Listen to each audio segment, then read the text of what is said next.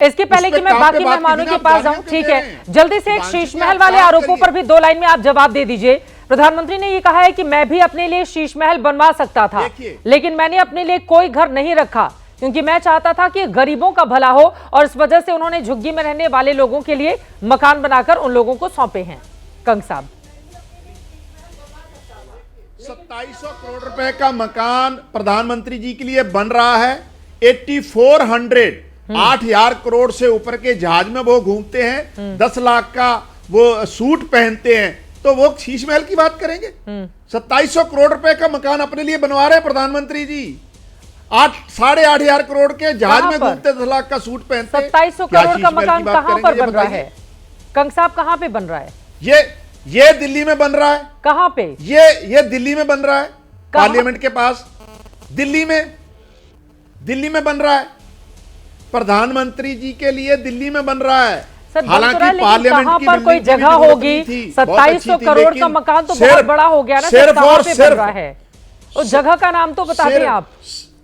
तो महल बनाए जा रहे हैं ना, कहां पे महल बनाए जा रहे हैं, वही तो हम कह रहे हैं। पार्लियामेंट बिल्डिंग की भी जरूरत नहीं थी। हाँ, पार्लियामेंट बिल्डिंग भी बना दी नई, उसकी भी जरूरत नहीं थी।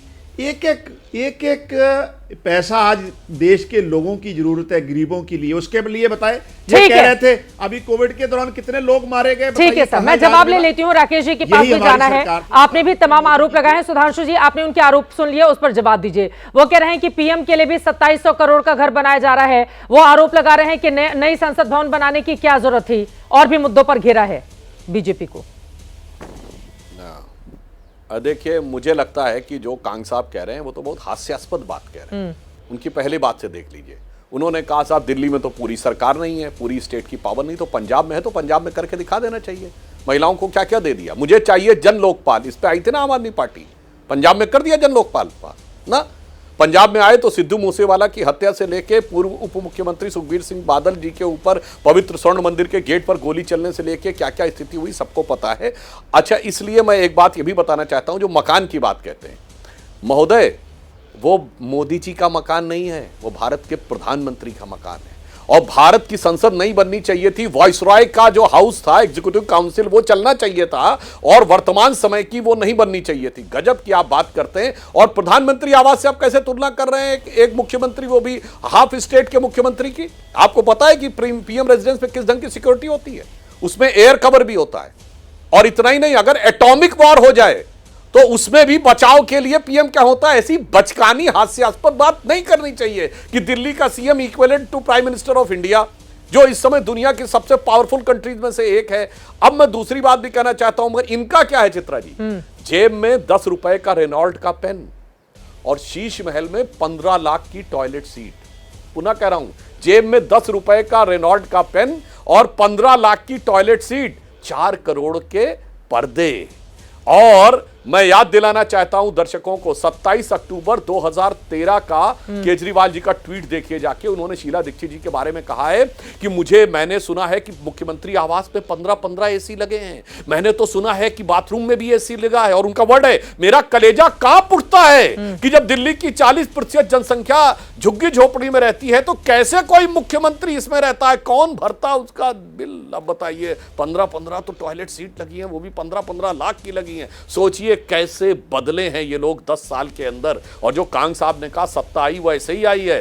कांग्रेस को गाली बक बक के ये लोग चुनाव गैर राजनीति से राजनीति में आए और पहली सरकार कांग्रेस के समर्थन में बनाई। ठीक है, गजब था। हमने 73 साल में आज तक कांग्रेस से समर्थन नहीं लिया, इन्होंने 73 दिन में समर्थन लिया। ठीक है, बहुत सारे मुद्दों पर आप बदले हैं, लेकिन सुधांशु जी ये बात भी सच है ना, उसके बाद भी जनता ने इनको चुना था। 13 में उन्हीं को, कांग्रेस पार्टी को पानी पी पी कर कोसा था, फिर उन्हीं के साथ सरकार बनाई, लेकिन फिर से जब चुनाव होते हैं तो आम आदमी पार्टी जीत जाती है। मलविंदर सिंह कंग जी, लेकिन ये बात तो सच है ना, देखिए बाकी नेताओं को आप छोड़ दीजिए, जितनी राजनीतिक शुचिता की बात अरविंद केजरीवाल की ओर से चाहे आंदोलन के दौरान चाहे आंदोलन के बाद कही गई थी, तमाम वो रिकॉर्डिंग है, तमाम वो वीडियोस हैं जो देश हर रोज देखता है। अब उसके बावजूद अगर शीश महल की बात होगी तो फिर आप ये कहकर डिफेंड नहीं कर सकते कि पीएम का आवास या नया संसद भवन, अरे नई संसद भवन में पानी चूता था, वो तस्वीरें हम सब लोगों ने देखी हैं। तो पुरानी संसद भवन में, तो नई संसद भवन अगर बन गई तो क्या दिक्कत थी आपको? और उसमें अकेले प्राइम मिनिस्टर तो बैठने जाते नहीं है, आम आदमी पार्टी के सांसद बैठते हैं, कांग्रेस के भी लोग बैठते हैं, बीजेपी के लोग बैठते हैं। कंग साहब? चित्रा जी, 15 लाख गरीबों के लिए मकान की जरूरत थी कि आज प्रधानमंत्री आवास की योजना है। और अरविंद केजरीवाल जी ने कौन सा घर का पर्सनल घर बनाया कोई, वो भी मुख्यमंत्री आवास था। दूसरी बात सुधांशु जी बोल गए ना, अब क्या मौजूदा प्रधानमंत्री आवास पे सिक्योरिटी कवर नहीं है? क्या उसमें सिक्योरिटी में कोई प्रॉब्लम है?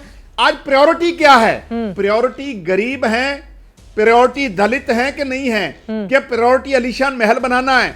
मैं ये नहीं कह रहा, आज भी जो नई बिल्डिंग बनाई थी पार्लियामेंट में, डिबेट पार्लियामेंट में हो नहीं रही, वो भी आज 3 साल के अंदर, इस बार बरसात के दौरान हम लोग मेंबर पार्लियामेंट हैं, पहली बार आए, इस बार टपकती दिखाई दी है बिल्डिंग। चित्रा जी, मैं आपकी जानकारी के लिए बता दूं, ये है नई पार्लियामेंट बिल्डिंग। लेकिन सबसे बड़ा सवाल इन्होंने कहा पंजाब का, प्लास्टिक का था और उसके बाद हवा की वजह से उसमें पानी चूने लगा। मैंने रिपोर्टिंग की है सर उस स्टोरी की। नहीं, मुझे चित्रा जी बात बोलिए। सुधांशु जी ने पंजाब सरकार पे सवाल उठाए। सुधांशु जी, आपकी जानकारी के लिए, बिजली फ्री भगवंत मान जी की, अरविंद केजरीवाल जी की सरकार, आम आदमी पार्टी ने पंजाब में आके फ्री की है और 90% लोगों की बिजली फ्री है पंजाब में। आप बताइए कौन से सूबे में बिजली फ्री की है? दूसरी बात, 75% इरिगेशन एरिया, किसानी सूबा है हमारा, 75% इरिगेशन एरिया नहरी पानी से डेवलप किया है आम आदमी पार्टी ने। पहले 25% एरिया कवर होता था नहरी पानी से, ये आम आदमी पार्टी का काम है। 50,000 सरकारी नौकरियां हमने दी हैं। बताइए मोदी जी की 5 करोड़ नौकरियां कहां हैं? बताइए, आप तो कहते थे 5-5 करोड़ नौकरियां देंगे, कहां है नौकरियां? आप तो कहते थे कि डीजल और पेट्रोल 30 रुपए से सस्ते हो जाएंगे, आज 100 रुपए से ऊपर हो गए। डॉलर के मुकाबले रुपया कहां खड़ा है? बताइए सुधांशु जी। ये तो कहते थे कि उस समय 60 रुपए डीजल था, आज 100 रुपए ऊपर हो गया। महंगाई का बोझ गरीबों पर पड़ रहा है, कोई इलाज नहीं, कोई पढ़ाई नहीं। पढ़ाई और दवाई अगर किसी ने दी इस देश में, अरविंद केजरीवाल जी ने उसकी शुरुआत की है। मैं सुधांशु जी की जानकारी में बता तो गरीबों की आज हमारी आयुष्मान प्रायोरिटी है गरीबों के मकान, जो दिल्ली के। मलविंदर सिंह कंग साहब, चाहे सुधांशु त्रिवेदी जी हो, चाहे कोई भी हो, अगर गरीबों की बात होती है तो पूरा देश आप लोगों से ये उम्मीद करता है कि अपनी राजनीति को आप पीछे छोड़ेंगे और जो भी योजना हो उसको लागू करेंगे। अगर आप गरीबों के वास्तव में हितैषी हैं तो बार बार आपसे पलट कर पूछा जाएगा कि आयुष्मान योजना को क्यों लागू नहीं किया गया, क्या दिक्कत थी आप लोगों को? अच्छी बात है, अब केजरीवाल सरकार भी गरीबों के लिए काम करे, केंद्र सरकार जो लेकर आती है उसका भी फायदा मिले। डबल फायदा अगर दिल्ली के गरीबों को मिल रहा है तो उसमें क्यों बाधक बन रहे हैं आप लोग? ये सवाल तो बड़ा है ना। अब हमारे साथ 2 मेहमान और जुड़े हुए, उनके पास में जाऊंगी। सुधांशु जी बहुत देर से हाथ उठा रहे थे, उनकी मैं टिप्पणी ले लेती हूँ, फिर राकेश सिन्हा जी मैं फौरन आ रही हूँ आपके पास। सुधांशु जी, वो कह रहे हैं हमने 50,000 नौकरियां दी हैं दिल्ली वालों को, और नौकरी के मुद्दे पर आप लोगों ने क्या किया? मैं सिर्फ 2 फैक्ट बता देता हूं। कांग साहब, आपको या तो जानकारी नहीं है या आप जान के गलत बोल रहे हैं।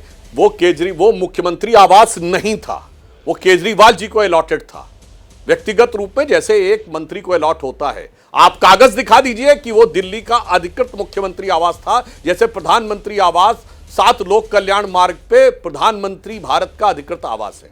दूसरी बात मैं कहना चाहता हूं, आपने पंजाब की बात कही, पंजाब में इंडस्ट्रीज बाहर भाग रही हैं।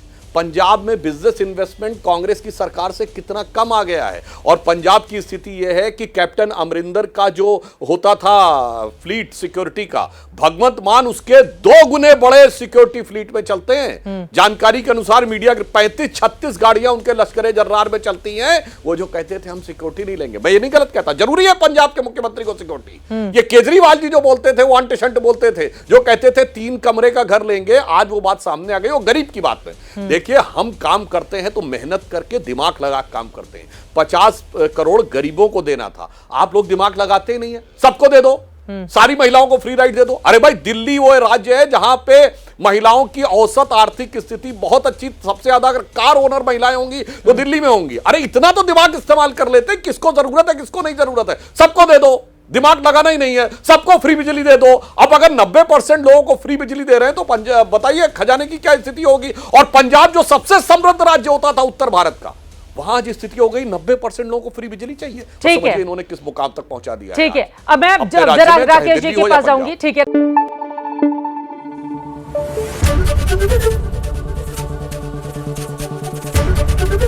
एबीपी न्यूज आपको रखे आगे।